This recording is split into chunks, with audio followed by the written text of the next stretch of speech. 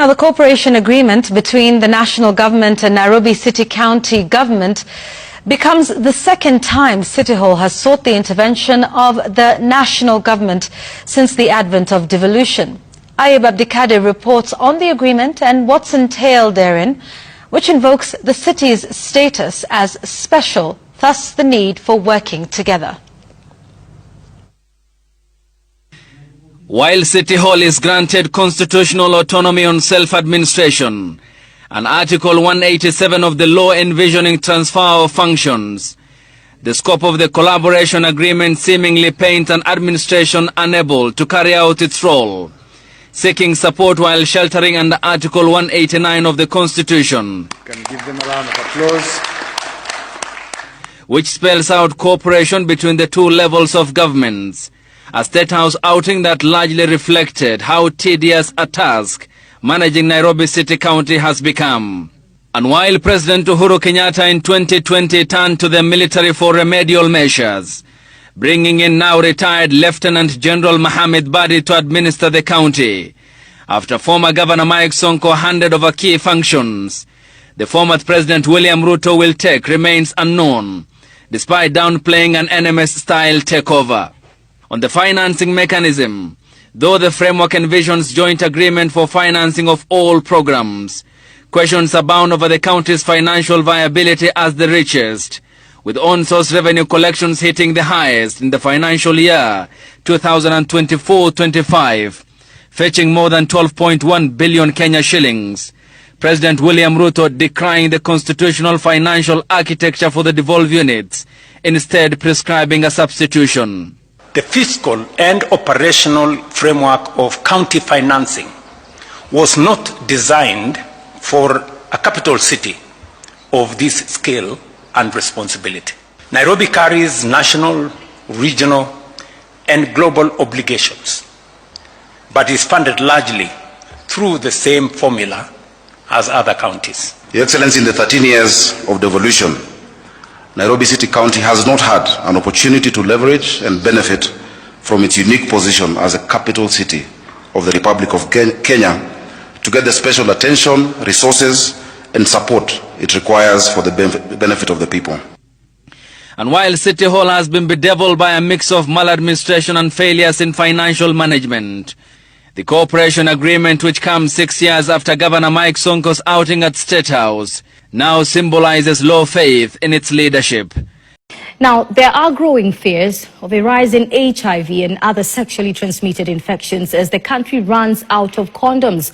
It is believed that this shortage of condoms is likely to promote the risks of unprotected sex amid increased HIV infections in the country. Individuals, particularly sex workers who are at high risk of being infected with the virus, are now forced to purchase the commodity that is selling at exorbitant prices. Agutu Rosa tells us more. Correct condom use provides up to 95% protection against HIV and other STIs. VCT centers, which were once consistently stocked with free condoms, are now struggling to meet the demand, leaving sex workers grappling with the extra burden of purchasing the essential commodity. But now, supply is limited. Sharon Lona, a PA educator in Mombasa, says initially, sex workers would pick condoms at dispensers located at various points, including hospitals, but shelves remain empty. Shortage ya condom, mimi pia educator. Saa tunachukuanga hizo condoms tunaenda tunasupply kwa hotspots. Sasa venye kumekuanga na shortage as in peers wana complain. Kuna ma clients wenye watakaangi kutumia hizo condoms. So ni risky tu. A shortage of free condoms has left many unable to afford commercial ones. Commodity status report by the Ministry of Health highlights that as of November last year, there was a shortage of both female and male condoms. 31,067 female condoms were consumed monthly, 1,065,891 male condoms were consumed monthly, while in November last year, only 1,152 male condoms were available, while 0 female condoms were available. Kenya needs 450 million condoms annually, but relies on Global Fund, well-wishers and NGOs. However, condoms procured under Global Fund cannot be used in family planning clinics because of the fund restriction to only people living with HIV. An official from NASCOP who requested anonymity said the country has not been purchasing female condoms because their use remains very low. On male condoms, there's a supply, but limited following a drop in funding. Male condoms are available, but they are not as per the need. Distribution of the available stock has also been an issue. Some picking and dropping centers have been closed. National Syndemic Disease Control Council, NSDCC, insists on correct and consistent condom use. The council therefore acknowledges the importance of ensuring every sexually active person in Kenya has access to a sustained supply of quality condoms, correct knowledge, skills and motivation to use them correctly and consistently. Data from NSDCC shows that 19,991 new infections were recorded in 2024. Of the new infections, 4,345 were children aged 0 to 14 years, while 32% of all new infections occurred among adolescents. The condom demand in Kenya annually is 424 million. However, the government receives 180 million condoms annually from Global Fund and UNFPA support that has since stopped. 1.12 billion Kenya shillings is the amount that should be pumped into purchasing condoms in Kenya. Kitutu Chache South MP Anthony Kibagendi has landed himself in trouble following remarks he made on Citizen TV's Daybreak show, where he alleged that the National Assembly had been, quote, auctioned to the government. In his comments, Kibagendi accused the Speaker and his deputies of undermining and wrecking the institution, claims that drew sharp condemnation from National Assembly Speaker Moses Wetangula, who ordered the legislators' ejection from the House. The Speaker further directed that the first-term MP be barred from attending sittings and committee meetings until he tenders a properly worded apology. Ben Kirui reports. Kibagendi, you are now a stranger in the House. A seemingly angered Speaker of the National Assembly, Moses Wetangula, moved to crack the whip on Kitutu Chache South Member of Parliament Anthony Kibagendi, following remarks he made on Tuesday while appearing on the Daybreak program on Citizen TV. This lady that has strategically refused to come to the studio, Honorable Gladys Boss-Sholei, who together with the Speaker, listen to me, look here, who together with the Speaker have handed over Parliament to become an appendage of State House. The remarks landing the first-time Member of Parliament in hot soup, like Laikipia North Member of Parliament Sarah Korere, through a point of order, faulted Kibagendi for allegedly making disparaging remarks about the Speaker and the leadership of the House during the morning talk show. These remarks are quite contemplatable, given that we all know very well that the Speaker presides over the House on the principle of impartiality and is guided by the rules of the House. The Right Honorable Speaker was not at Citizen TV. It was rather unfair and unbecoming of a Member of Parliament to cast aspersions on the character of the Speaker without knowing that the Speaker, full well the Speaker, was not going to have an opportunity to defend himself. Speaker Wetangula described the episode as contempt in the face of the House, saying he had personally watched the program in which the remarks were made. I was horrified to hear the things that Honorable Kibagendi said, that this House has been auctioned. I don't know where the auction ring was and who was holding the hammer. That this House is now an appendage to the executive, and the Speaker and the Deputy Speaker have destroyed and ruined this House. The Kitutu Chache South MP will now be excluded from all sittings of the National Assembly and its committees, following remarks until he tenders a formal apology. So for you as a member of this House, first to say the House has been auctioned, then you have no business to sit in an auctioned House.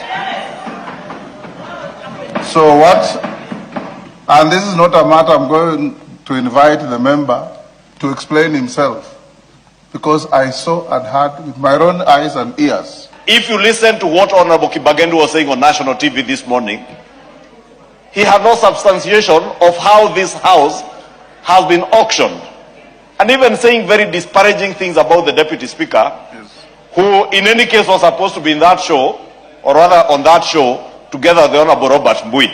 through the standing orders of the National Assembly, a member of parliament may be suspended for gross disorderly misconduct, including acting in a manner that seriously undermines the dignity or orderly procedures of the House, or committing any other breach of the standing orders which, in the opinion of the Speaker, constitutes gross disorderly conduct.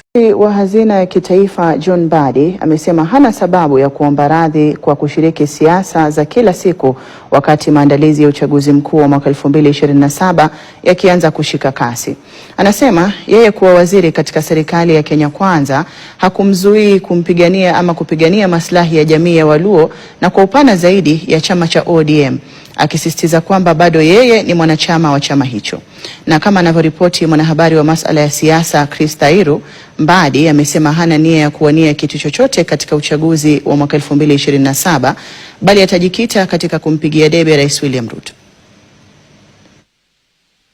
Jengo la hazina ya kitaifa katikati mwa jiji la Nairobi lilikuwa ukumbi wa mkutano kati ya waziri John Mbadi na wajumbe wa baraza la wazee wa jamii ya Waluo kutoka kaunti ya Nairobi. Hata hivyo, mkutano huo haukulenga masuala ya kukuza uchumi wa taifa, bali ulihusu siasa, ukilenga kuunganisha jamii ya Waluo kufuatia kifo cha aliyekuwa kiongozi wa ODM Raila Odinga. Mbadi alisitiza kuwa hana majuto kwa kutumia nafasi yake uwaziri kuelezea msimamo wake wa kisiasa.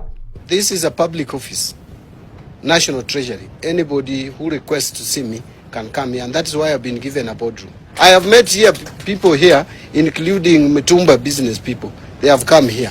Many people have come. The matatu operators have come here. Kwenye uchaguzi mkuu uliopita, Mbadi alikuwa kilenga kuwania kiti cha ugavana kaunti ya Homa Bay kabla ya kushawishiwa na Raila Odinga kumwachia nafasi hiyo gavana wa sasa Gladys Wanga, na baadaye akapata uteuzi katika bunge la kitaifa. It would be foolish for me to again go back to Homa Bay. I can only go up. I want to lead this country in the future. And by the way, I am now the senior most member of our community in the government of the Republic of Kenya. Mbadi pia ameonyesha utayari wake kwa kushiriki katika juhudi za kuleta umoja miongoni mwa makundi yasiyosikizana ndani ya uongozi wa chama cha ODM. Can you come and tell us why you strongly feel that you want to go the other side? Because in Kenya there are just two political groupings. Let's not lie to ourselves. So if you don't want to work with Ruto, who do you want to work with? You want to work with Uhuru, Wamunyoro, and the rest? We are saying, come and tell us, come and try to convince us. Ikizingatiwa kuwa huu si mkutano wa kwanza au wa mwisho ambapo waziri wa fedha John Mbadi anafanya na wanachama wa baraza la wazee kutoka jamii ya Kiluo, ishara zote zinaeneza kuwa huenda John Mbadi ananyemelea kurithi ngome ya kisiasa ya marehemu Raila Odinga.